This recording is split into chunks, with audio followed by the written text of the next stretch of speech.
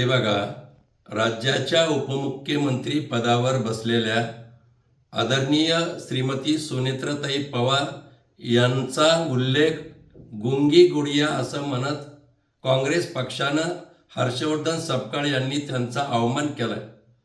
संपूर्ण राज्यात आणि देशात संतापाची लाट उसळलेली. लाडक्या बहिणीमध्ये संताप आहे की काँग्रेस पक्ष महिलांना कशा प्रकारे वागणूक देतो.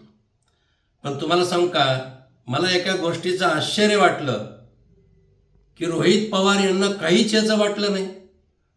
खरं तर त्यांनी राजकारणाच्या पलीकडे जर जाऊन पाहिलं असतं तर काँग्रेस पक्षाचा निषेध करायला हवा होता. त्याहून अधिक काकीचा एवढा अवमान झालाय याचंही त्यांना काय वाटलं नाही. उलट पत्रकारांनी विचारल्याबरोबर त्यांनी हा विषयाला पुष्टी देताना इंदिरा गांधीचं उदाहरण दिलं.